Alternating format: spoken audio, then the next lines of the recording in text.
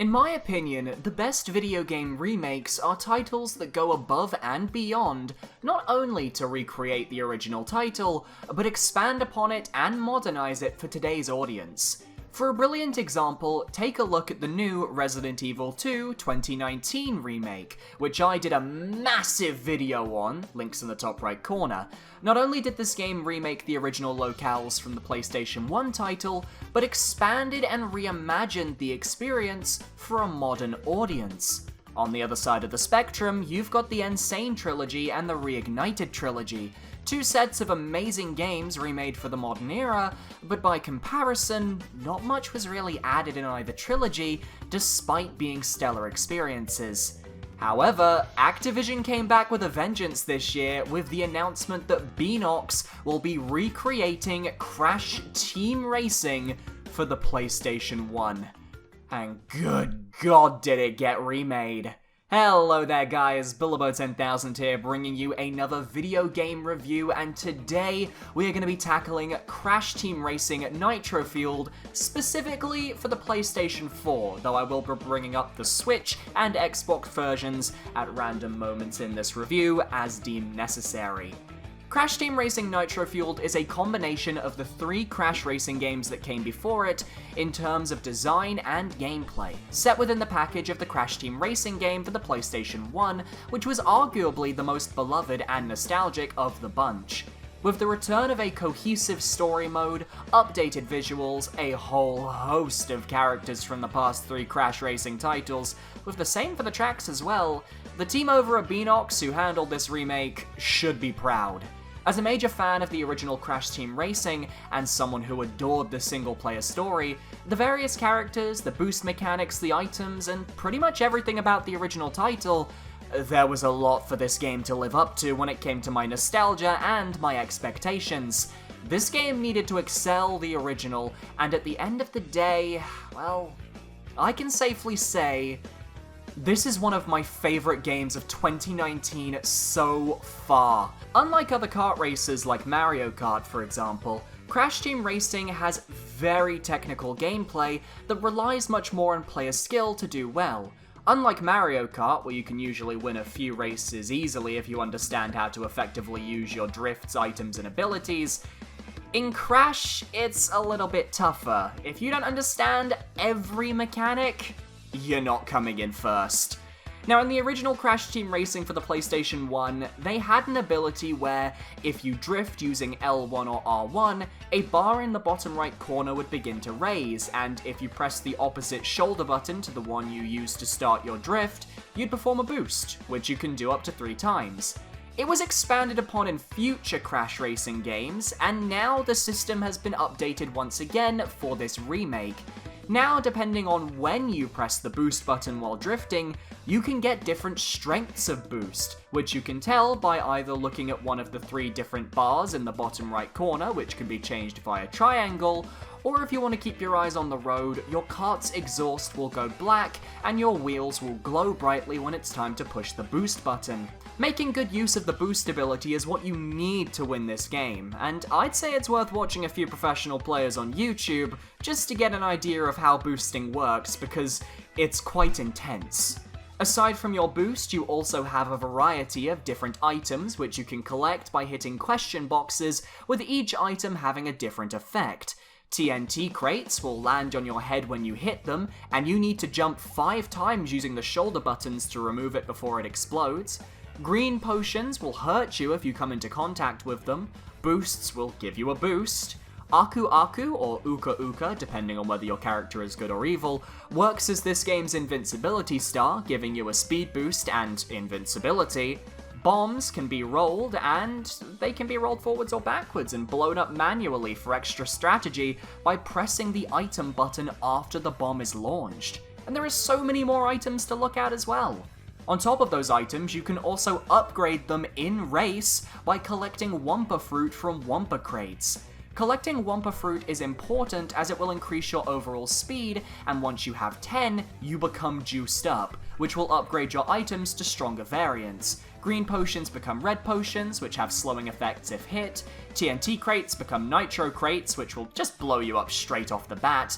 And there's so much more to discover, but keep in mind, if you are injured by an item yourself, you will lose Wumpa Fruit. They act very similarly to coins from Mario Kart. Luckily, the game constantly gives you hints and tips about how to improve on the loading screens and during the adventure mode, so you can always be improving your scores.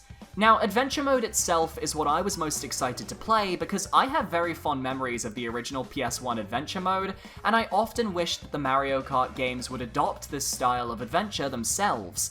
In this mode, you go around winning in various races across 5 different hub zones. There's the beach, the temple, the tundra, and Cortex's citadel, with the 5th zone being a location filled with races you can unlock by getting collectibles.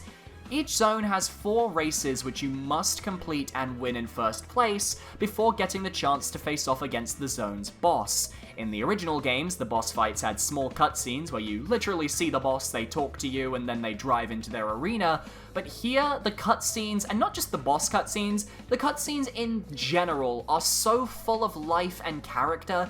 It is like an entirely different game, and these characters feel so incredibly alive. It is just phenomenal to watch. If you beat a boss, you get a key, and then you need to beat all 4 bosses to unlock the final boss, Nitrous Oxide, so you can beat him and stop the world from being turned into a parking lot. In the adventure mode, you have 2 options, the Nitro Fueled or Classic mode.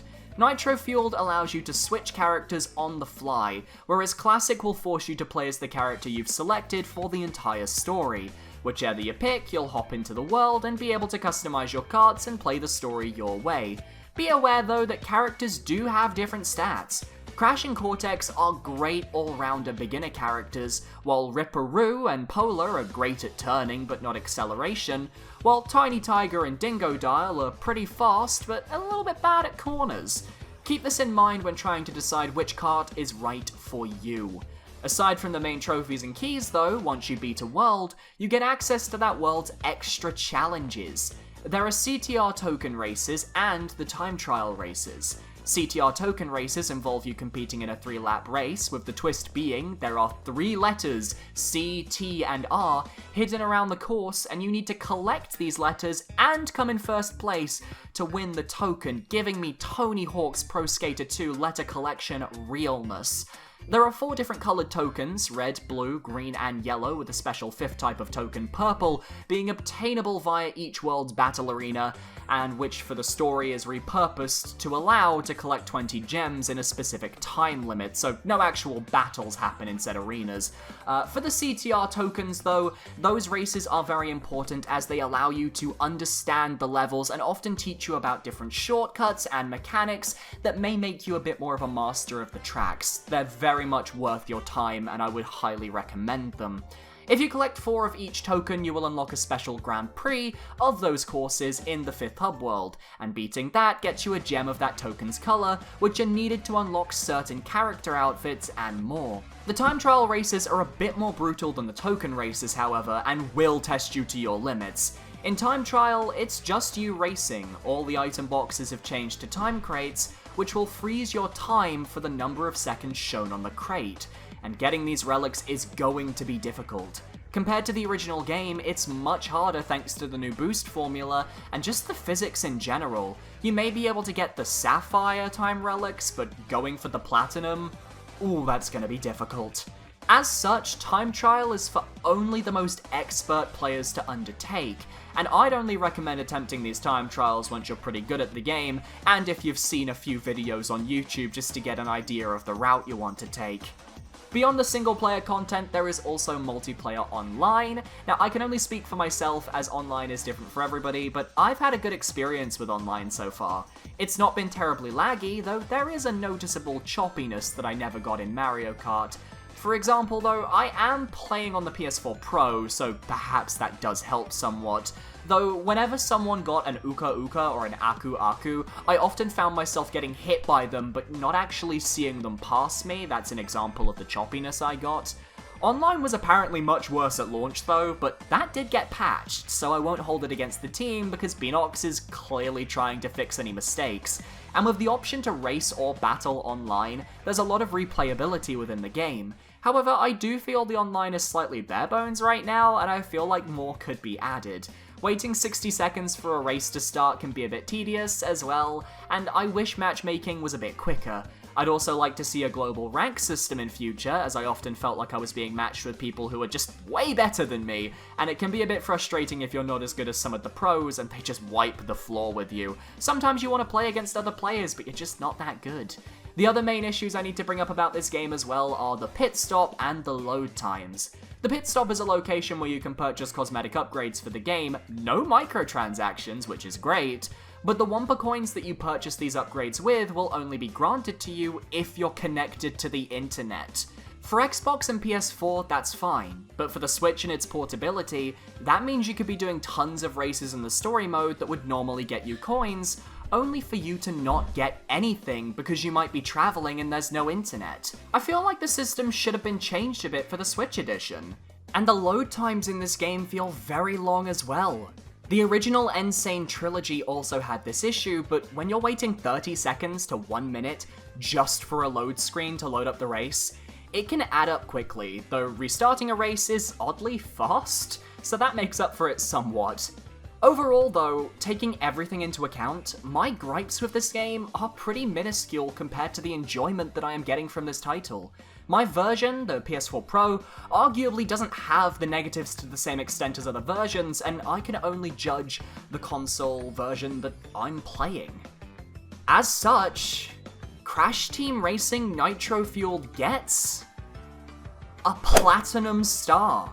This ranking goes to the best of the best, games that I feel you should definitely play because they have quality, quantity, and a lot of love and care put into them. This isn't a remaster, this is a full-on remake, and it's top-tier quality. All the extra content added into this game makes it so replayable. The online fun, the adventure mode is phenomenal, the characters are great, and Ripperoo is still precious. And not only that, but have you seen the DLC they're planning on adding? They're planning on adding Grand Prix that potentially include Spyro in this game. This is definitely one of my games of the year, and that's not just nostalgia talking. Thank you everyone for watching, I hope you guys enjoyed. If you did enjoy this video, please be sure to leave a like, comment, and subscribe. I recently did a Cadence of Hyrule review video, so if you want to check that out, links will be in the top right corner. But I hope you guys enjoyed this video. What game do you want to see me rate next, review next? Leave your thoughts down below, and I hope you guys have a wonderful day. Thank you for watching, and I will see you guys on the races. Goodbye.